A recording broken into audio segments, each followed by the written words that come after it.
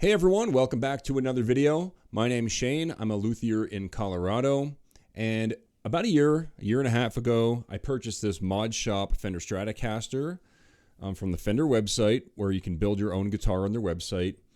And I made an unboxing video. I'll link it down below and up here if you haven't seen it yet. But long story short, I totally did not like this guitar because it buzzes out of the case. Now, I paid $1,780 for this guitar, and I mean, for that price, you wouldn't really expect a guitar to be playable out of the case. That's sarcasm, but you know what I mean? That's ridiculous, man. Listen to this. It's been sitting in the case since I bought it. I haven't even played it because of this. That buzz right there. It's really bad. So today, we're going to take this guitar. We're going to basically do a setup on it. There's a lot of stuff wrong with it, but especially that buzz I want to take care of. There's sharp fret ends, the nut's too high, and probably a lot of other stuff. So that's enough talking. Let's take it over to the setup bench, and we'll take a closer look at it. All right, over here at the bench, I like to start at the headstock and then work my way this way. Try to wiggle all the tuners, these nuts here at the posts, make sure that they're tight. A lot of times they're loose, especially if the guitar's been played a lot. They tend to go loose, one of the first things. You know, just everything. Just make sure that your pick guard's down. Here we're looking at the first fret, the distance from the top of the fret to the bottom of the string. And the best way to show you is just by moving it. You can see the distance that I'm able to move it up and down. And that's a little bit too much. You want it to move probably half that distance. It's very important though that you don't go too far, because if you do take this down, this by the way is a special nut file with, this string is a 42, so we have a 42 there. I'm just going to take it a little bit down.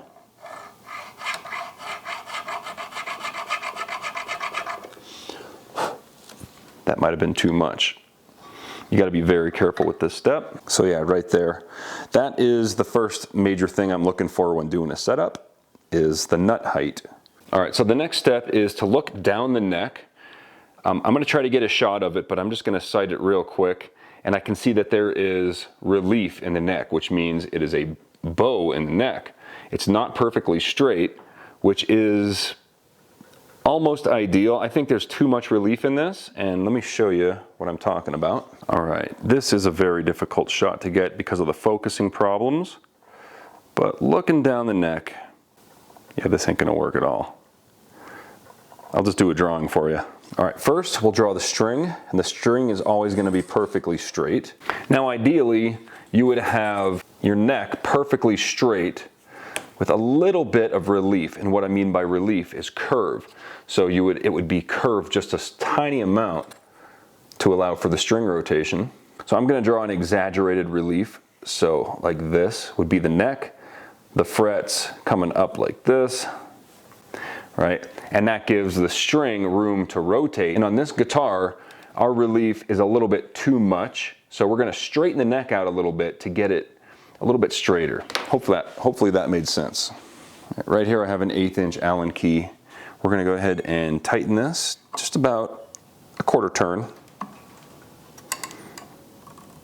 One important thing to note is that anytime while you're doing a setup that you do something that's gonna change the tension of the strings, such as adjusting the truss rod or moving a saddle or something like that, you always wanna retune it back to pitch. That way you can see the change that the guitar takes for the correct pitch, because you're going to be playing it at pitch, right? So I'm going to go ahead and tune this back to E standard. All right, I'll sight the neck again, and that is a lot straighter. That is way better than it was. So also when you're sighting the neck, you don't want to put any pressure here, because then the weight of the guitar is putting in some false relief. You want to hold it by the horn, right?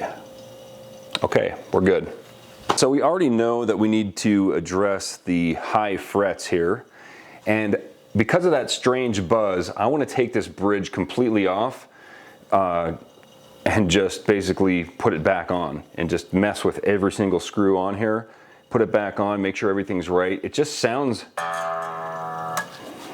When it's in the playing position, there's a buzz.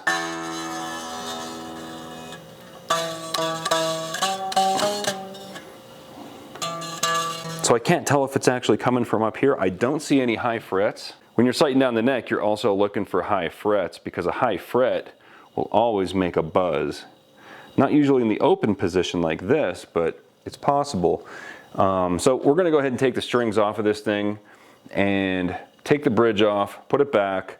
I'm gonna clean up the fret ends and we'll go from there.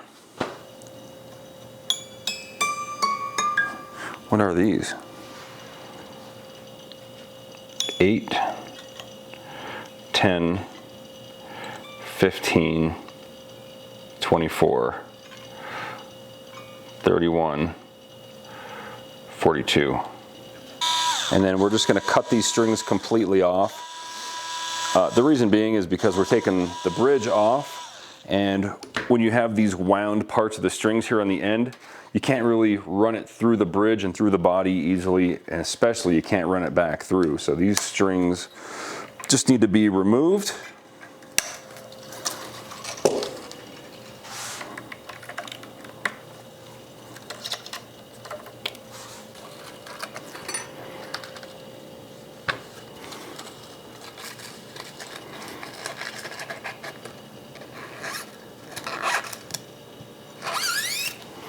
All right, so that's interesting.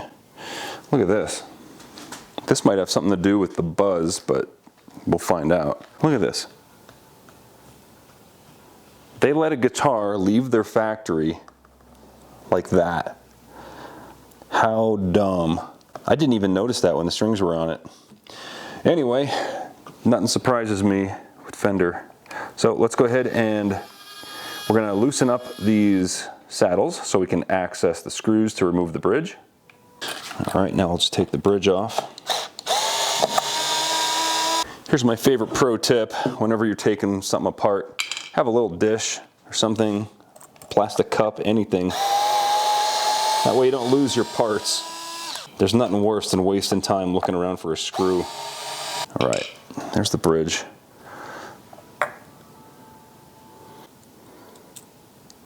Okay, so now here's one thing.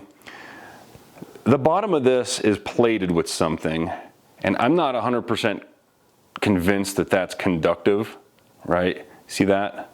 So I'm gonna go ahead and sand the bottom of this bridge. That way this ground wire can contact the metal. I wasn't having any grounding issues with this guitar, but I'm still gonna do it.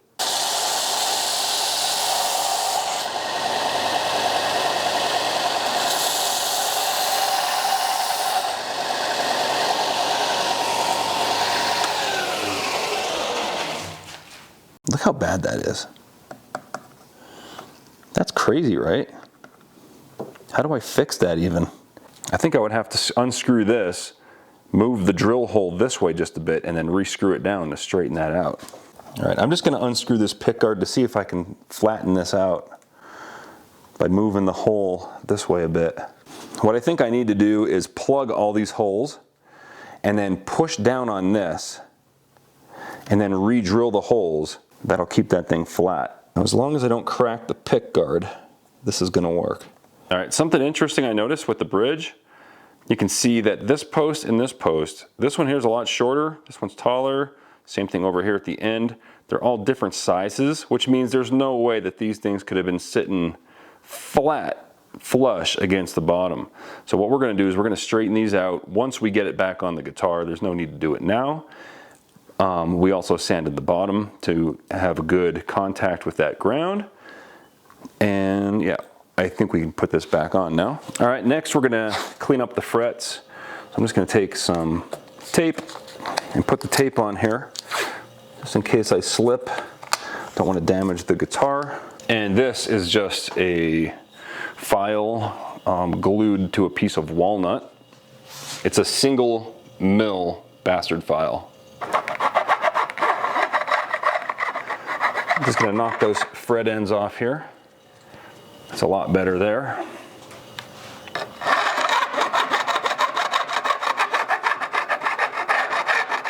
That's crazy how bad they are. All right, they're 90% better. All right, so now we're just gonna put strings on it. We're gonna tune it up, intonate it, and adjust our pickup heights. And then we're gonna see if our buzzing's still happening. So I figured I'd just show you how I restring. So I start at either the high E or the low E. And like for the low E, I'm gonna go 2 posts past whatever one I'm doing. So this is the low E, 1, 2, and then I'll cut it there. A, same thing, 1, 2.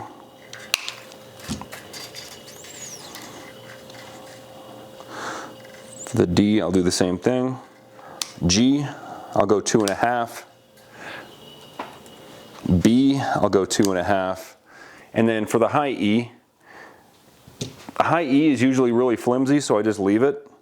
And for the high E, I'll just run it all the way through and back it off a bit. I'll hold it there and just start winding it. You always want the string to come off the bottom of the wrap. Then for the rest of the strings, it's pretty much the same process. I will feed the string through. Oh, you see that? It's loose. That's no good. 10mm nut driver. I'll just tighten them all. Wow, they're all loose. That could be a reason why it buzzes. One wrap above, and then the last wraps, I'll hold my finger down to the guitar body, the headstock, and then you know that the wrap is going on the bottom. All right, we got this guitar where we want it. It took about an hour of setting up. We took the whole thing apart. We've cleaned up the frets. We tightened up a lot of stuff that needed tightening. And this video is more of like a lesson to show you that even if you buy a medium expensive or even a very expensive guitar, like I've done on this channel before, 99% of the time, even if they come from like Sweetwater or something where they do a setup before they send it to you, it's probably still going to need a setup. So this video is proof of that. This is directly from Fender. It plays great now. If anybody wants to purchase this guitar, I'm going to sell it for less than what I purchased it for. I think I spent about a little over $1,800 after taxes and everything with this. I'll sell it for $1,600. If anybody wants to buy it, email me at shane@kleshguitars.com and we can send it over to you. So the reason why, it's not that it doesn't play great, it's just that I don't play this. It sits on the shelf and I play the ones I build. So that's all I got for today. I hope you enjoyed it. Subscribe if you haven't, and I'll see you on the next one. Thanks for watching.